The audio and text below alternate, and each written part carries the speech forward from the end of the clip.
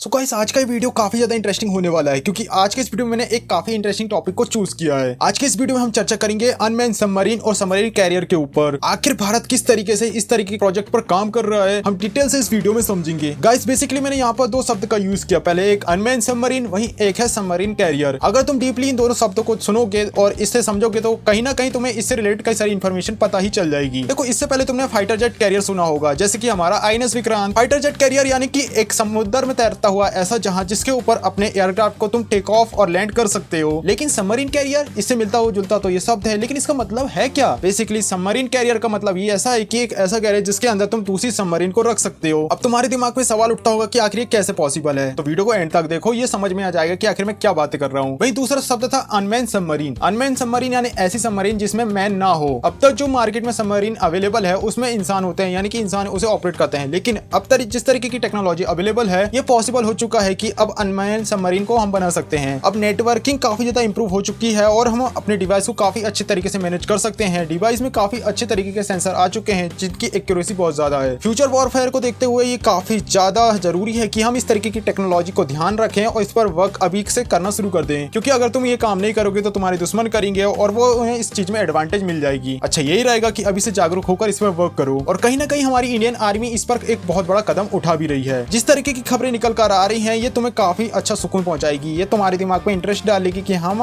Future को भी देखते हुए आगे बढ़ रहे हैं। गाइस बेसिकली विशेषज्ञों का कहना है कि जिस तरीके के सेंसर्स और टेक्नोलॉजी इंप्रूव हो चुकी है, एक अनमैन्ड सबमरीन भी वो काम करने में सक्षम है जो कि एक सबमरीन कर सकती है। हालांकि प्रेजेंट टाइम में इस अनमैन्ड सबमरीन के साथ कई सारी प्रॉब्लम्स है जिन्हें हम इस वीडियो में आगे भी डिस्कस करेंगे। बीच में कुछ लोग ये भी कह रहे थे कि ये अनमैन्ड सबमरीन जो कि मैन सबमरीन को रिप्लेस कर देंगी। इससे फायदा ये होगा कि मैन सबमरीन में जो हमारे सिक्योरिटी पर्सनल थी उनकी कैजुअलिटी हमें फ्यूचर में देखने को मिलती, वॉर जैसे सिनेरियो में वो नहीं होगी। लेकिन मैं यहाँ पर कुछ पॉइंट ऐसे भी रखूंगा कि जो लोग ये कह रहे हैं कि अनमैन्ड सबमरीन हमारी मेन सबमरीन को रिप्लेस कर देगी, ये पूरी तरीके से गलत है। ऐसे कुछ पॉइंट मैं आपको इस वीडियो में बताऊंगा। गाइस जिस तरीके की अभी अनमैन्ड सबमरीन अभी मार्केट में अवेलेबल है ये किसी भी तरीके का टॉर्पीडो को लॉन्च नहीं कर सकती, यानी कि अभी इसमें ये क्षमता नहीं है। लेकिन कहा जा रहा है कि बहुत जल्द फ्यूचर में हमें इसमें ये भी क्षमता देखने को मिलेगी। अनमैन्ड वाटर व्हीकल यानी कि अनमैन्ड सबमरीन, इसकी एक प्रॉब्लम होती है कि इसका साइज काफी ज्यादा छोटा होता है और छोटा साइज होने के कारण इसके अंदर जो बैटरी होती है वह काफी कम क्षमता की होती है। होता ये है कि इसकी जो बैटरी परफॉर्मेंस है वो काफी कम होती है और ये काफी कम टाइम तक ही ऑपरेशनल हो पाते हैं और इन्हें बार बार चार्ज करना पड़ता है। तुम इसे इस तरीके से भी समझ सकते हो कि जो मॉडर्न डे में जो सबमरीन अवेलेबल है उसकी एक कोई भी मिशन 40 दिन के आसपास का होता है। अपने 40 दिन के ऑपरेशन के दौरान ये सबमरीन पूरी तरीके से अंडर वाटर होती है, ये बाहर नहीं आती। और कहीं ना कहीं यही प्रॉब्लम निकल कर आती है अनमैन्ड सबमरीन के साथ, जहां पर उनकी इंड्योरेंस काफी कम होती है, कुछ घंटों की ही। स्टार्टिंग में जो सिस्टम बनाए गए थे उनकी रेंज 24 घंटे की थी, लेकिन अब लेटेस्ट जो अपडेटेड वर्जन आ रहे हैं नए डिवाइस के, उनकी बताई जा रही है 1 से 2 दिन तक की रेंज हमें इजीली मिल जाती है। पर सोचने वाली ये बात है कि चलो 2-3 दिन, पर 2-3 दिन के बाद का क्या, इन्हें वापस से चार्ज होने के लिए अपने बेस में तो आना ही होगा और इसी के कारण है वापस से अगर फिर से ऑपरेशन में भेजना है तो इन्हें फिर से चार्ज करो और फिर भैया फिर से भेजो। और भैया जिस कैटेगरी की ये है, यानी कि ये एक तरीके से सबमरीन के तौर पे देखी जा रही है, तो एक नॉर्मल सी सबमरीन जिसकी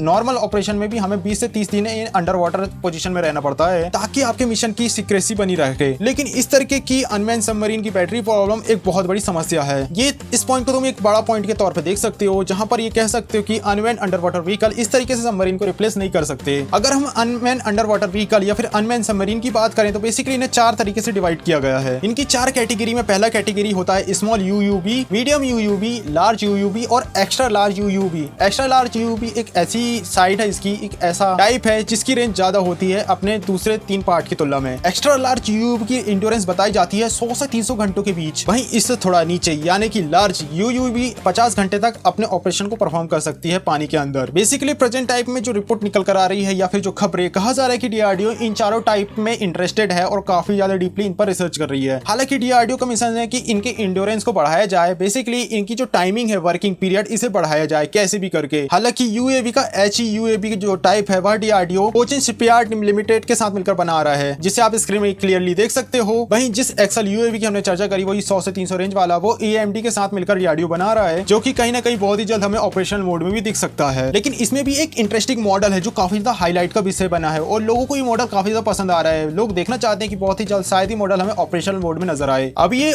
मॉडल है क्या, चलिए इसे समझते हैं। बेसिकली जिस मॉडल की मैं चर्चा कर रहा हूँ वो डीआरडीओ और कोचियन लिमिटेड मिलकर बना रहे हैं, जिसका नाम HEUAV है। हालांकि इस सिस्टम की 50 घंटे की इंड्योरेंस है। अब तुम ये कहोगे कि यार 50 घंटे की तो है, लेकिन ये अनोखा क्यों है और तुम इसे काफी ज्यादा ओवर एग्जैजरेट करके क्यों बता रहे हो? देखो अनोखी बात इसकी ये है कि अब जैसे दूसरे अनमैन व्हीकल है, अनमैन सबमरीन है, उन्हें रिचार्ज के लिए सरफेस में आना पड़ता है, लेकिन इसके साथ थोड़ी अलग सी सिनारियो है। इसे रिचार्ज होने के लिए सरफेस में आने की कोई जरूरत नहीं है, क्योंकि इसे रिचार्ज करने के लिए ये सबमरीन के थ्रू ही रिचार्ज हो सकती है, जो कि पहले से ही मदरशिप की तरह पानी में अवेलेबल होगी। बेसिकली ये कुछ ऐसा होगा कि जैसे ऑपरेशन वाले सिनारियो में सबमरीन इस तरीके की कई सारे शिप को लॉन्च कर देगी। जो अनमैन सबमरीन होगी ये ऑपरेशन को परफॉर्म करेगी और डिस्चार्ज होने के मोड में वापस से अपनी मदरशिप के पास आकर फिर से चार्ज हो जाएंगी। हम ये कह सकते हैं कि ये पूरा सिस्टम फोर्स मल्टीप्लायर की तरह काम करने वाला है। एक ही सबमरीन एक इलाके में कई तरीके की सबमरीन को ऑपरेट करने में सक्षम होगी, जो कि अनमैन होगी। बेसिकली डीआरडीओ ने एक स्टडी को कंडक्ट किया है इसी तरीके की कि ऑपरेशन को इस तरीके से परफॉर्म किया जाए कि आखिर जो टॉर्पेडो या फिर हम कहें अनमैन सबमरीन है वो इन्हें इस तरीके से चार्ज किया जाए सबमरीन के थ्रू। हमें कह सकते हैं कि हमारी भारतीय नौसेना की जो फ्यूचर सबमरीन होगी वह ऐसे कई सारे अनमैन सबमरीन के साथ आएगी।